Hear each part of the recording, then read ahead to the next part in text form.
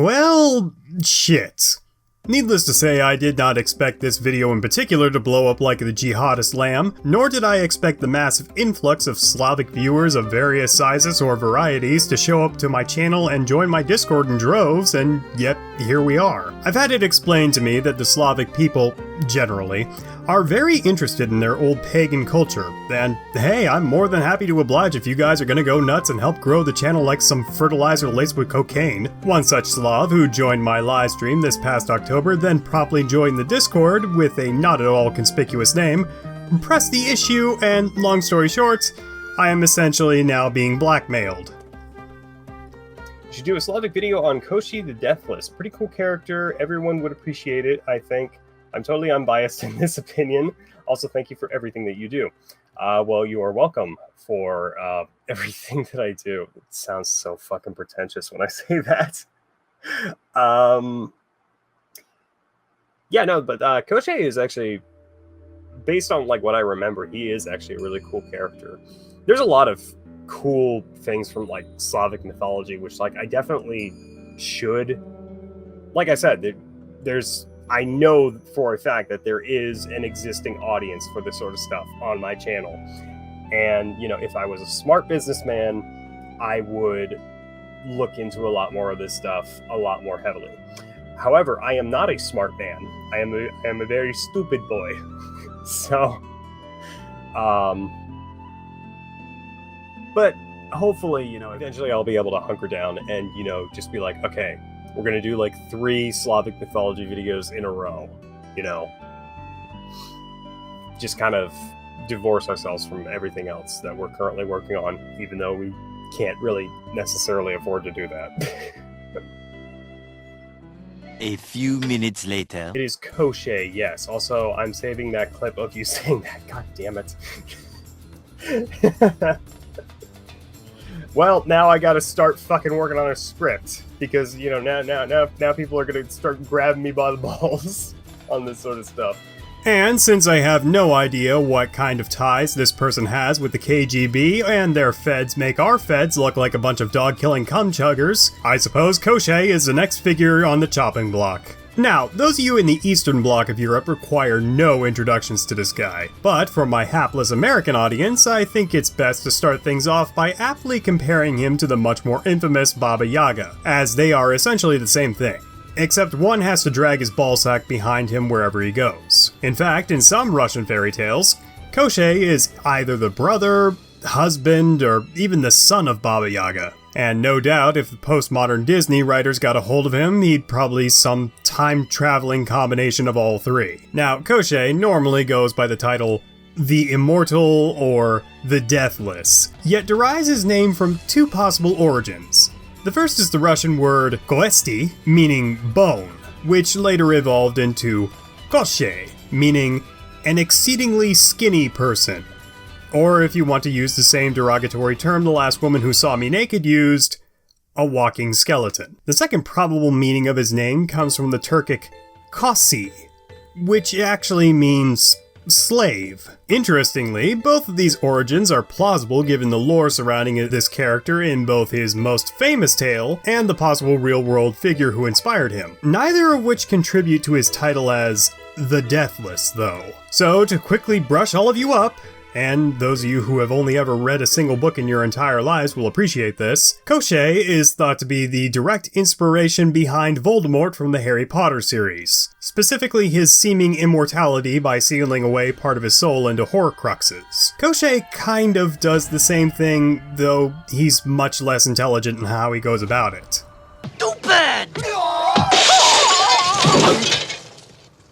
Stupid! Technically, in most tales, his soul is specifically tied to an egg. However, this egg is oftentimes concealed away. Most famously, as told in Tsarevich Peter and the Wizard, quote, "The egg is in a duck, and the duck is in a hare, and the hare nests in a great hollow log that floats in a pond in the forest in the island of Buyan." It's long, it's better than that, it's good. So not only does he have the one egg, he decided to stick it in the very same baskets, duck, that it came from.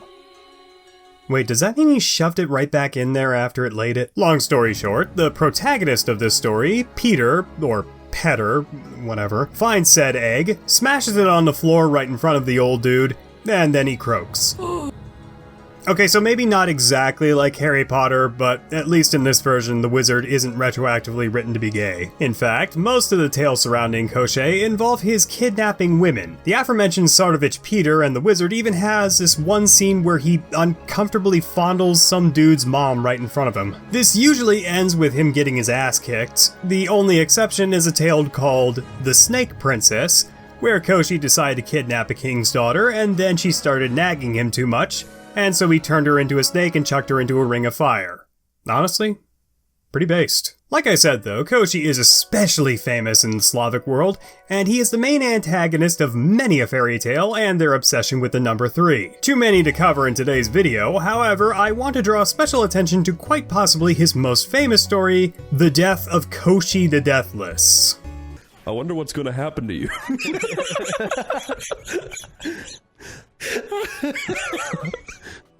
In this story, Ivan, it's always some fucker named Ivan, marries off all 3 of his sisters to literally the first bird magician prince who happens to ask, and then decides to leave home to settle down with a big boobied Valkyrie warrior princess who could probably tear out his spine to floss her teeth with it, aka the kind of woman who makes me jizz my pants just talking about.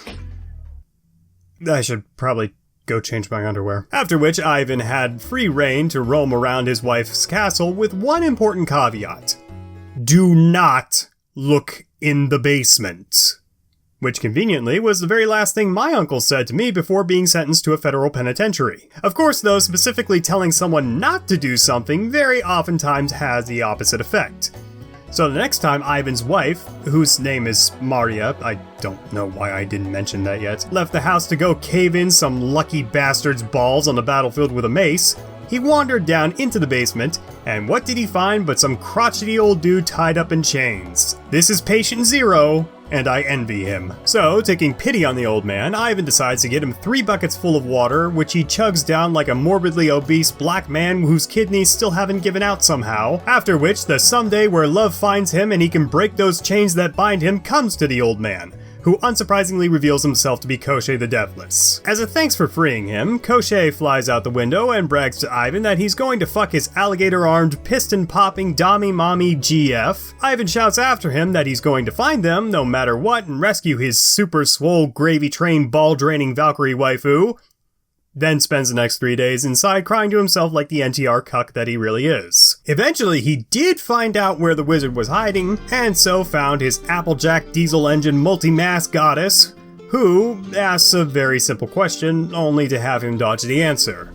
Oh, Prince Ivan, why did you disobey me and go looking into the closet and letting out Koschei the Deathless? Forgive me, Maria Morevna. Remember not the past. Yeah. Okay. Hey, all the married men out there watching, next time you forget to take out the garbage or something, try this line with your wife and tell me how well that goes for you. Actually, if you do that and film it while screaming, "Subscribe to Messiahs and Mythology," while you're inevitably chased out of the house with a rolling pin, send it to me and I will absolutely feature it on the channel. The gauntlet has been thrown, gentlemen. In any case, they book it out of there, only to be caught by Koschei, who has a fast-as-fuck 7-legged horse. He didn't have a shape-shifting god of trickery to take it up the ass, so he couldn't afford the 8th one. He nabs Maria back, but is actually pretty chill about it, saying that he would forgive Ivan this time, and a second time if he tried that shit again, but if he pulled it the 3rd time, he'd cut him into pieces. Abiding by Einstein's definition of insanity to a T, Ivan comes back the next day to try it again, then gets caught.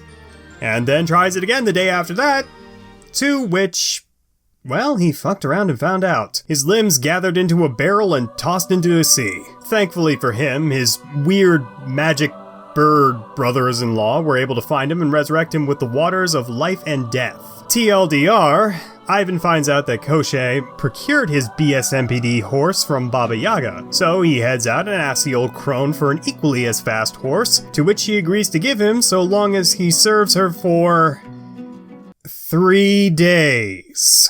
See? I told you these fuckers have a bigger obsession over the number 3 than some K&D Mambla chat room. He did her chores for 2 out of the 3 days before just saying fuck it, and then stole a colt.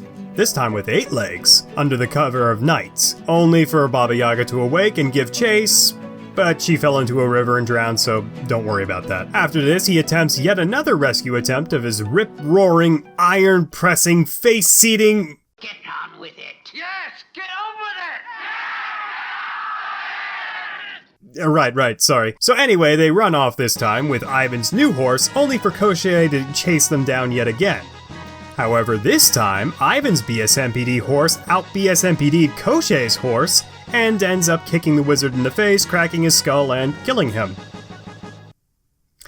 Now, something you might have noticed is that Koshei the Deathless wasn't very deathless in that story. If nothing else, the walking skeleton definition suits him better as he's killed rather easily. Like I said, in a lot of tales he's pretty much Adidas tracksuit Voldemort, but in this tale, he's pretty unremarkable. That is, however, the most popular and widespread version of the Koshei myths I was able to find. In Serbia, however, there is a version of this story which is roughly the same beat for beat, except Koshei is called Basilek, an iron-headed winged demon who is actually immortal, save if you can find his weak spot, which is a bird stuffed inside a fox's heart who is thrown up into the mountains somewhere. So, that's a little better, I guess. Actually, a lot better, as Basilek's entire immortality isn't tied to some dumbass defenseless egg, so well done, Serbia.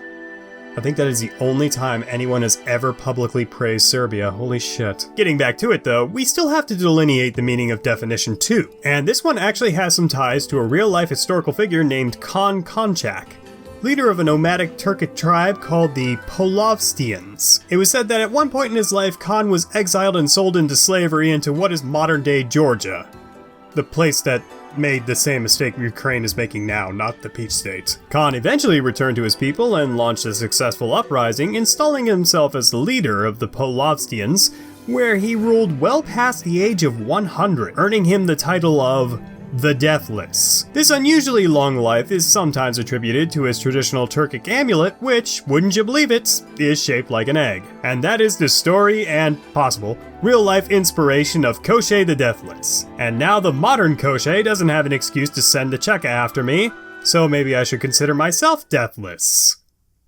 For now. Thank you all so very much for watching. Hopefully you all like what you saw here today. Be sure to actually like it, subscribe if you haven't already, and leave a comment if you too are Slavic so that we may present you with your uniform and ID number for processing. And until next time, ladies and gentlemen of the internet, my name is Messiah's Mythology, and I hope you all have a God's blessed day.